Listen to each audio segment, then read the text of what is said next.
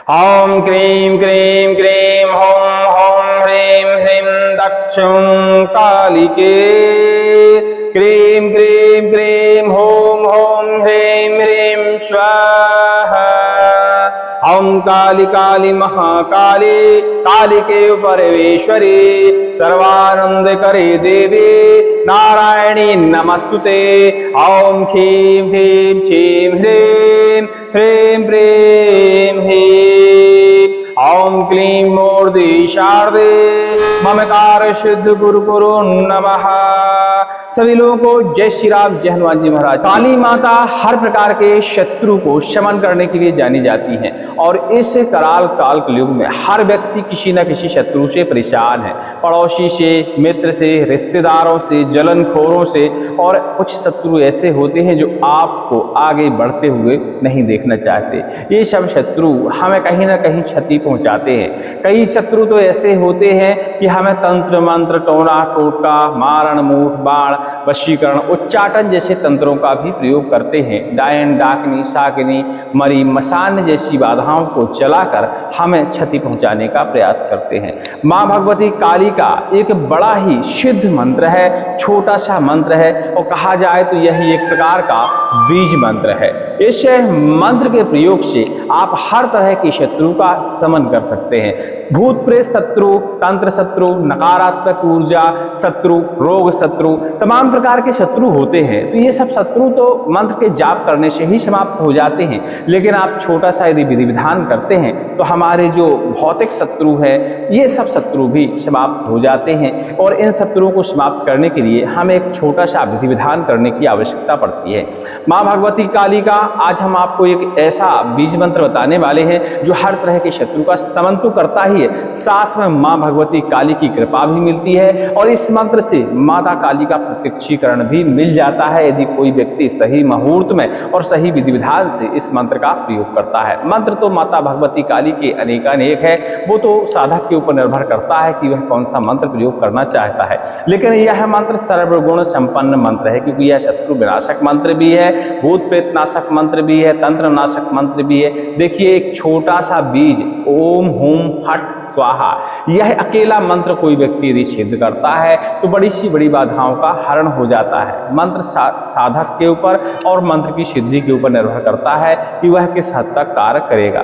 तो आज जो हम मंत्र बताने वाले हैं यह भी एक छोटा सा मंत्र है, लेकिन इसका विधि विधान लगभग सब लोग जानते हैं, करते भी हैं, लेकिन जिस तरीके से हम बुंदेलखंड में इन मंत्रों का प्रयोग करते हैं उस तरीके से यदि आप करेंगे तो शत्रु का शमन हो ही जाता है। सर्वप्रथम बैठकी से लेकर नवरात्रि के लास्ट में दिन तक कभी भी इस मंत्र का आप जाप कर सकते हैं। बैठकी से करें तो अति उत्तम है, दोष से करें तो भी ठीक है, तीज से करें तो भी ठीक है, पंचमी से करें तो भी ठीक है, लेकिन करना आपके से लगातार होगा। और ये भी नहीं है कि नवरात्रि आपकी खत्म हो जाती है तो आप मंत्र का जापन करना छोड़ दें, फिर इसे आपको दैनिक दिनचर्या में और नित्य प्रतिदिन पाठन करने की आवश्यकता होती है, जापन करने की आवश्यकता होती है। भगवती पराशक्ति के हर दिन उनकी पूजा की जा सकती है, कोई दिक्कत नहीं होती है। कोई सोचे कि हम आज पूजा ना करें, आज मंगलवार है, शनिवार है, बुधवार है, गुरुवार, ऐसा नहीं है। नवरात्रि से आप शुरू कर दीजिए।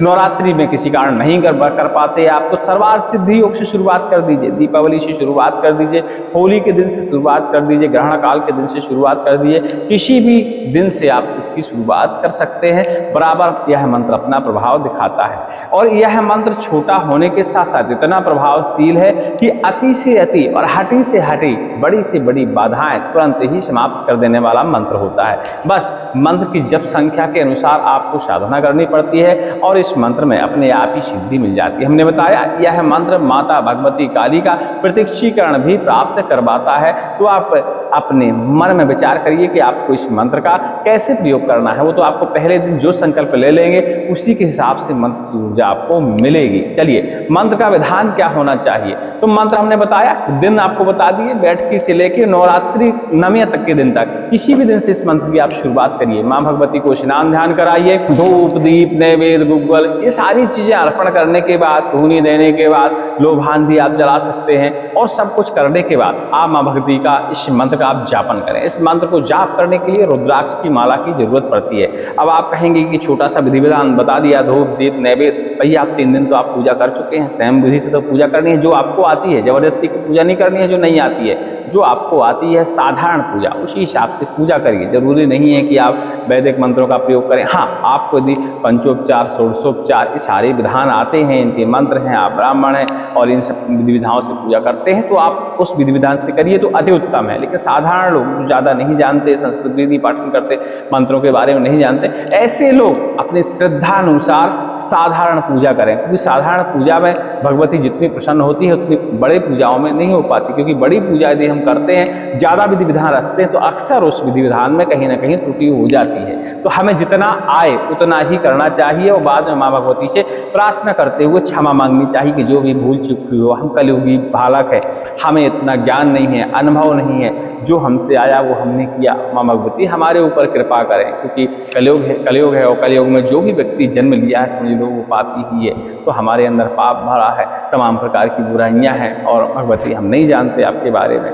जो श्रद्धा भरी, जो हम कर सकते थे, जो हम जानते हैं, जो हमें किसी ने बता दिया, हम वही कर सकते हैं। माँ भगवती हमें इतने में ही अपनी शरण में ले लें और अपनी कृपा हमारे ऊपर बरसाएं। ऐसी प्रार्थना करते हुए माँ भगवती के सामने आप विराजमान हो जाइए, आसन के ऊपर विराजिए। आसन देखिएगा विद्युत का कुचालक होना चाहिए, ऐसा आसन नहीं होना चाहिए जो विद्युत का कुचालक ना हो। विद्युत का कुचालक का मतलब है कि यदि उसमें हम करंट छुपा दें तो उसके ऊपर बैठे हुए व्यक्ति को करंट नहीं लगना चाहिए। ऐसे आइटम विद्युत के कुचालक कहते हैं। कंबल का आप प्रयोग कर सकते हैं, चटाई का प्रयोग कर सकते हैं, जो भी आपके यहाँ आसन हो ऐसे आसन का आप प्रयोग कर सकते हैं। अपने बाएं तरफ एक तेल का दीपक जला लीजिए। तेल में आप राई का तेल ले सकते हैं, तिली का तेल ले सकते हैं, कोई भी तेल आप ले सकते हैं, कोई दिक्कत नहीं है। आप बढ़िया से दीपक जला लीजिए। 4 मौका जलाएंगे तो अति उत्तम, नहीं तो 1 मौका भी जलाएंगे तो भी आपका चलेगा। सामने माँ भगवती का चित्र होना चाहिए। विधि विधान हमने बता ही दिया है। धूप दीप नैवेद्य ये सारी चीज़ें अर्पण करने के बाद, तांबूल सुपारी लौंग इस अर्पण करने के बाद माँ भगवती को प्रणाम करते हुए आप इस मंत्र की माला जाप कर सकते हैं। मंत्र की माला प्रतिदिन 11 माला आप जप करने का प्रयास करिए, नवरात्रों में खाली, ठीक है। जिस दिन से भी आप शुरुआत करें, क्योंकि आज तीज है, तीज के दिन आप वीडियो देखेंगे तो आप आज के दिन से ही शुरुआत कर सकते हैं, चौथ के दिन से शुरुआत कर सकते हैं, पंचमी के दिन से आप शुरुआत कर सकते हैं। लेकिन नवरात्रि निकल जाने के बाद आप 1 माला भी नित्य प्रतिदिन आप जापन करते हैं तो भी यह मंत्र आपके लिए प्रभावशील होता है। सभी प्रकार की ग्रह बाधा को दूर करता है, सभी प्रकार की नकारात्मक शक्तियों को आपसे दूर रखता है। और जहाँ माँ भगवती कालों की काल महाकाली आपके ऊपर कृपा बरसाएंगी, वहाँ आपको काल घेर ही नहीं सकता। कोई भी ग्रह आपको नहीं घेर सकता, किसी भी ग्रह की वक्र दृष्टि आपके ऊपर प्रभावशील नहीं रहेगी, कोई भी शत्रु आपके ऊपर घात नहीं कर पाएगा। क्योंकि माँ भगवती पराशक्ति सब कुछ करने में सक्षम है, हर प्रकार की बाधा को टालने में सक्षम देवी हैं।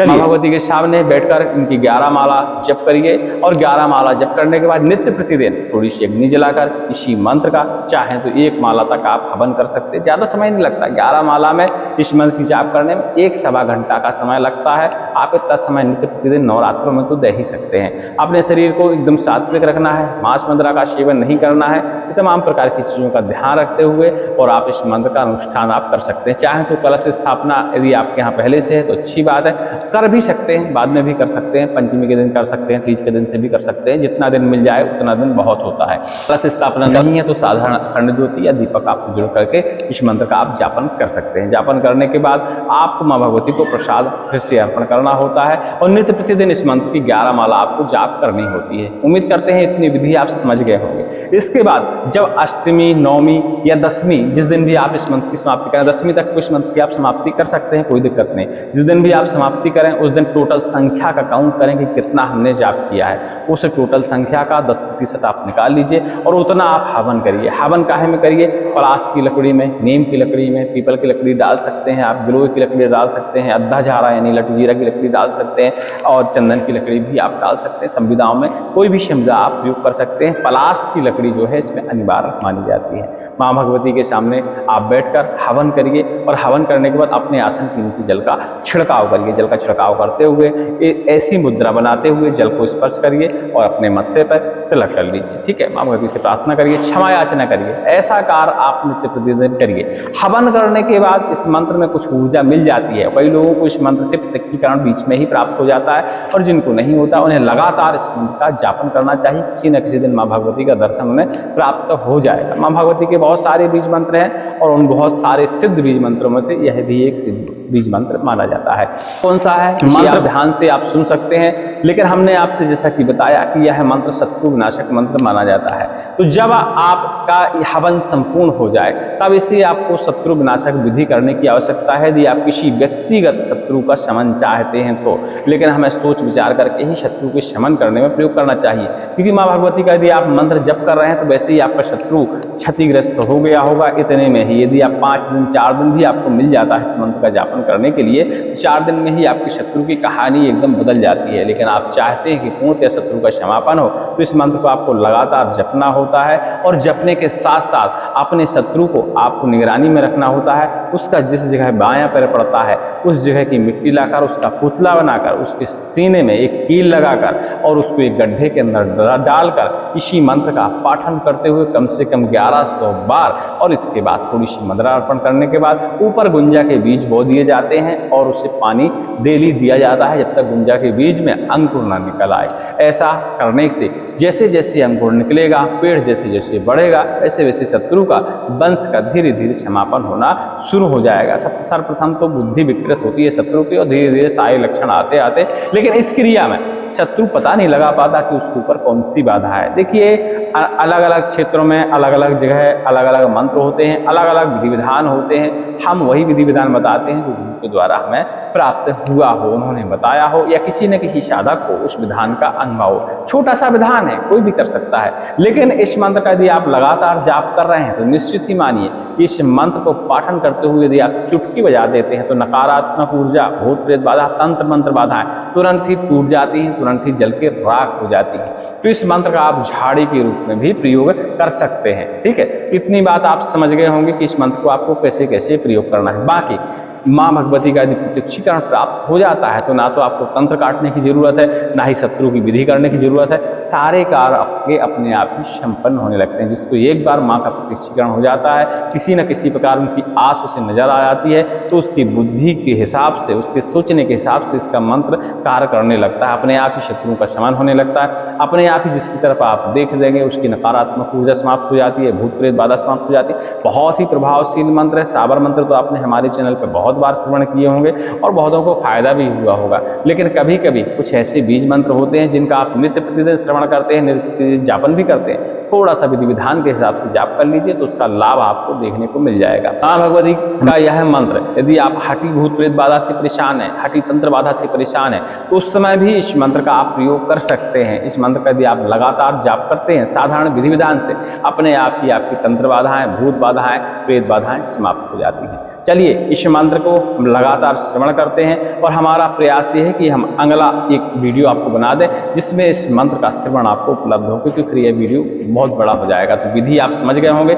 मंत्र को हम एक बार आपको बोल के बताते हैं और इसका जो श्रवण है इसके अगले वीडियो में आप देख लीजिएगा, सुनते रहिए। ओम सवारूढ़ा महाभीमा ऊर्ध्वंष्ट्राः सन्मुखे दुर्भुजा खड्गमुण्डं वराभयकरा शिवा मुण्डमालाधरां सर्वजीवां दिगम्बरा एवं संचिन्ते काले संसारनभयवासिनी। ॐ ह्रौं काली महाकाले किलकिली फट् स्वाहा। ॐ ह्रौं काली महाकाले किलकिली फट् स्वाहा। ॐ ह्रौं काली महाकाले किलकिली फट् स्वाहा। ॐ सवारूढ़ा महाभीमा ऊर्ध्वंष्ट्राः सन्मुखे चतुर्भुजां खड्गमुण्डं वराभयकरां शिवां मुण्डमालाधरां देवी दलयुगां दिगम्बरां एवं संचिन्ते काले संसारभयवासिनी। ॐ ह्रौं काली महाकाले किलकिली फट् स्वाहा। ॐ ह्रौं काली महा काले गिलिगिलि फट स्वाहा। उम्मीद करते हैं मंत्र आपने अच्छे से सुन लिया होगा। जो हमने बीच में बोला है वह ध्यान मंत्र है। इसका जो मुख्य मंत्र है वो इतना ही है, ओम ह्रौं काली महाकाली किलिकिलि फट स्वाहा। तो ये मुख्य मंत्र है, इसका आपको जाप करना है। ध्यान मंत्र आप 1 से 5 बार पढ़ सकते हैं, कोई दिक्कत नहीं है, लेकिन ध्यान मंत्र का जाप करने की आवश्यकता नहीं है, वह सिर्फ ध्यान मंत्र है। आपको बीज मंत्र का मुख्यतः जाप करना है 11 माला नित्य प्रतिदिन। आप देखेंगे कि कुछ ही दिनों में आपको इस मंत्र का प्रभाव नजर आने लगेगा। और यदि इस मंत्र का जाप करते समय शुद्ध आसन में, सुख आसन में बैठकर मां भगवती का आप ध्यान भी लगाते हैं साथ साथ में और साथ साथ में जापन करते हैं, निश्चित ही मानिए कि आपको प्रत्यक्षीकरण हो ही जाएगा, या कोई ना कोई शक्ति, कोई ना कोई सिद्धि आपको मां भगवती की तरफ से मिल जाएगी, जिससे आपके सारे कार्य संपन्न हो जाएंगे। सभी को जय श्री राम, जय हनुमान जी महाराज की। इसका पूरा श्रवण बहुत जल्दी उपलब्ध कराएंगे, नवरात्रों के ही अंदर ही हो सकता है इस वीडियो के रिलीज होने के तत्काल बाद आपको उपलब्ध हो जाए। इस मंत्र को श्रवण जरूर करिएगा, क्योंकि इस मंत्र को श्रवण करने से भी लाभ होता है। मन की, तन की नकारात्मक ऊर्जा, घर की नकारात्मक ऊर्जा दूर होती है, क्योंकि माँ भगवती कालों की काल है, और उनका यदि हम स्मरण करते हैं तो जो हमारे आसपास काल घूमते हैं, नकारात्मक ऊर्जा घूमती है, वो सब समाप्त हो जाती है, दूर हो जाती है। सुनते रहिए माँ भगवती का दिव्य मंत्र और माँ भगवती से प्रार्थना करिए।